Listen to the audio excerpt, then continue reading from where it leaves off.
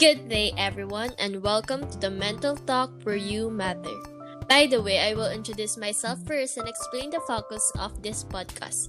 I'm Shaina, and this talk you are about to hear is mainly focused on understanding of mental health awareness. For today's episode of Mental Talk, we have our two guests who will give us an understanding about one of an example of mental illness, which is depression and how we can handle it. Here is Miss Ambang and Miss Fraires. Hi Shaina, thank you for inviting us here today.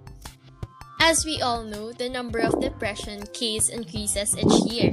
So what are some causes of depression? Well, as for me, depression is classified as mood disorder. It may be described as feelings of sadness, loss, or anger that interfere with a person's everyday activities. People experience depression. It may interfere with your daily work, resulting in lost time and lower productivity. Exactly.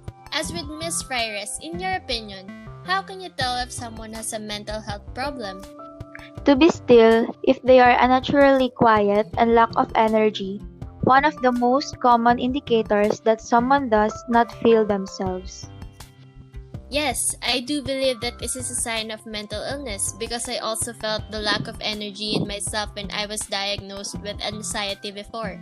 And for the last question, for us to gain knowledge about mental health awareness, is it how can you speak to and help someone with a mental health illness like depression or anxiety?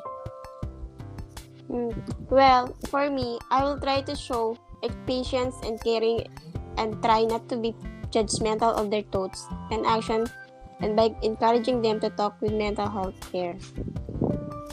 And that's all. Thank you, ladies, for sharing your knowledge about mental health awareness and for joining my very first episode of Mental Health Awareness.